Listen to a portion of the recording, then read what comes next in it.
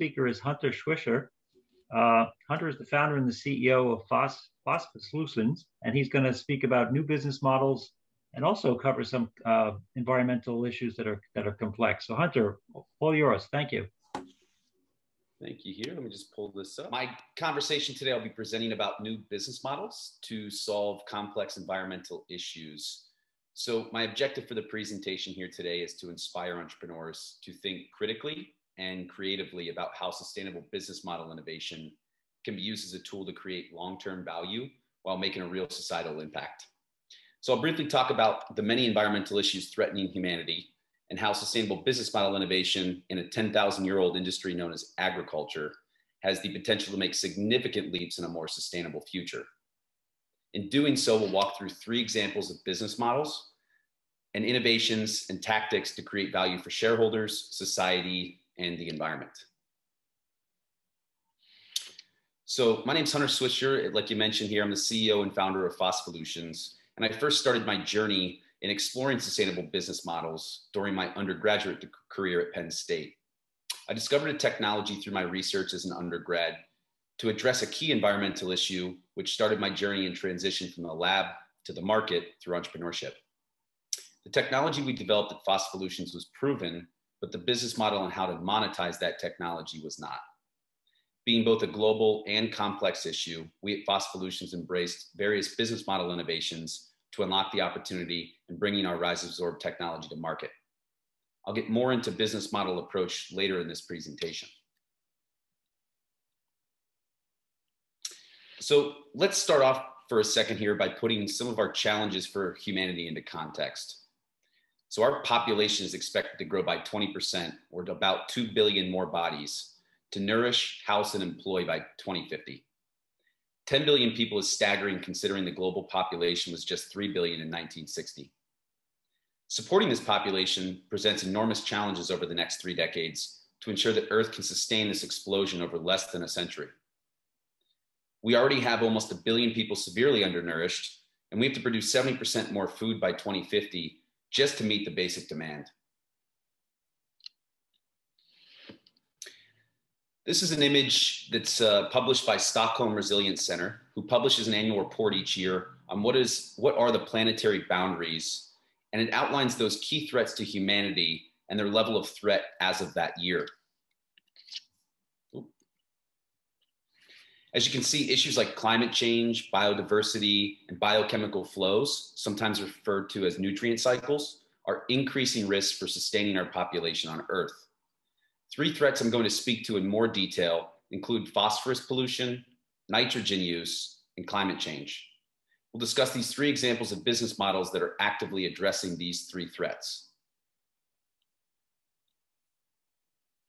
First, what are sustainable business model innovations, and how does a company embrace and apply this way of thinking to their core business? This is a modified chart pulled from a great article written by David Young and Maureen Gerard, 2 pristine thinkers in sustainable business model innovation. Sustainable business model innovation refers to the process of adapting and implementing new models for value creation that includes environmental, societal, and financial priorities.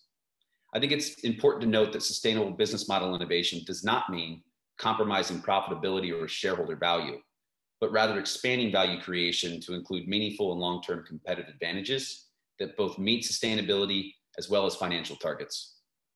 Surprisingly, the front runners are not small organizations, but actually global corporations who are embracing new business models to advance their long-term sustainability initiatives. David and Maureen make the case that sustainability model innovation includes an iterative cycle, where each cycle allows a company to first discover and explore, innovate, drive value creation, and ultimately scale.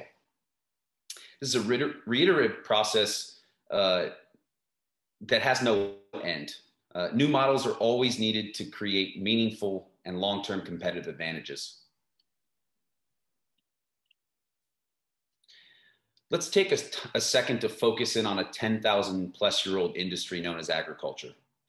Agriculture, although an old industry, it's very much positioned to make enormous contributions to solving some of the most challenging environmental issues on Earth. And it all starts with rethinking business models. We'll walk through quickly 3 problems facing humanity and how business model innovations are changing the landscape for solutions in an industry that touches every human on Earth. All three issues are directly related to those planetary boundaries I showed you on a previous slide, and all problems have unique solutions that are already out in the marketplace today that you utilize business model innovation to solve.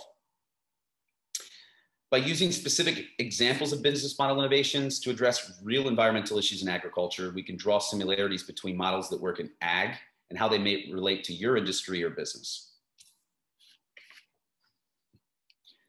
First, I'd like to start by talking about an issue near and dear to my heart, a global issue that the general public typically isn't even aware of, and that's phosphorus use.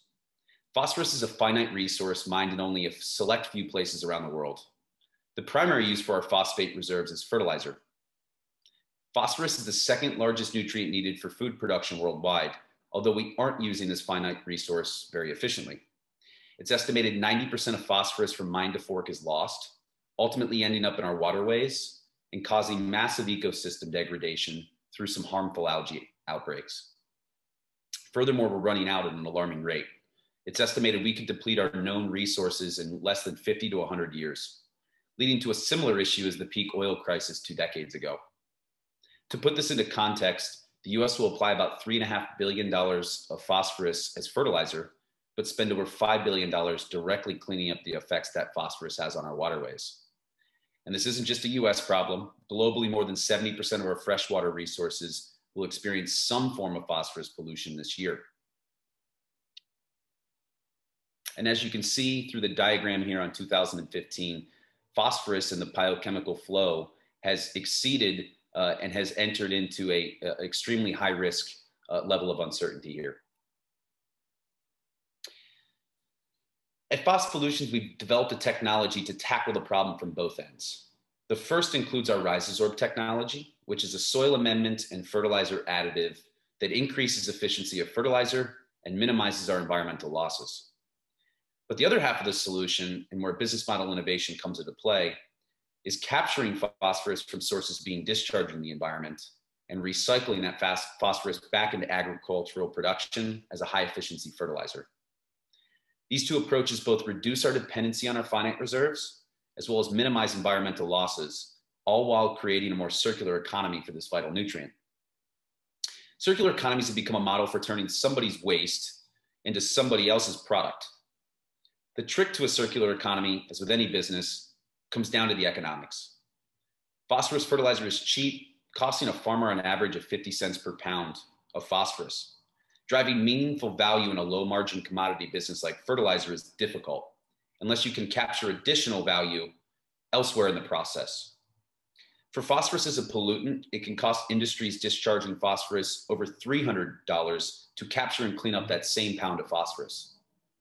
Our model includes capturing phosphorus to produce an alternative source and return it back to the field.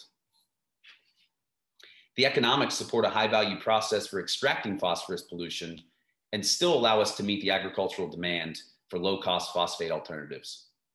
Through this circular model, we can reduce our dependency on finite reserves and again, minimize the environmental impact to our waterways. So let's switch gears here a little bit and start talking about nitrogen. Nitrogen is the largest nutrient needed for food production globally, so not applying it is just simply not an option. But unlike phosphorus, synthetic nitrogen fertilizer is produced using lots of energy to pull it from the atmosphere, which about 70% of our air is actually composed of nitrogen, and then turn that into a plant usable form. This process is about a century old and has fundamentally not changed since. The energy used to produce fertilizer from air is typically from non-renewable energy sources that release a lot of carbon into the air. Furthermore, just like phosphorus, not much of what we apply is actually making its way into the crop. There's a big movement happening in the ag tech space to change the way we produce and ultimately apply nitrogen for food production. The first is something called green ammonia. This simply refers to a more sustainable and renewable energy source to pull nitrogen from the air and convert it to fertilizer. Another option, and in my opinion, a more innovative model, is using microbials, or small organisms like bacteria that live naturally in the soil, to pull nitrogen out of the air and convert that to fertilizer in the field, rather than through a large industrial and energy intensive process. This not only produces a more sustainable source for nitrogen fertilizer, it actually reduces carbon emissions from the synthetic production, and it also reduces environmental loss. Nitrogen causes similar issues to phosphorus when it reaches our waterways. Now, for our last example, let's use carbon and climate change, a well-known phenomenon in the public domain, as another example for where business model innovation can serve as a solution. Climate change is caused from an imbalance and overproduction of greenhouse gases in the Earth's atmosphere, typically accelerated by human activity. The urgent need is to both slow our greenhouse gas emissions and capture, or also known as sequester, carbon from the atmosphere in the form of CO2 and convert it to a long-lasting, stable forms that won't be released for decades to come. One of the ways we can sequester carbon is by implementing simple management practices in agricultural production to actually convert CO2 in the air to carbon stored in the soil. Although the management practices or changes necessary are well documented and already available for farmers, most of these cost the farmers something with little to no return on that investment besides simply helping the environment. And although farmers are naturally stewards of the environment, they're also business people operating a business. To incentivize a farmer to adopt a more expensive practice, there needs to be some way to either capture that value back and then some, or have it subsidized. One interesting business model in the marketplace today is the idea of a public market for carbon. This means farmers are paid per ton of carbon that's actually sequestered into the soil based on switching to these management practices.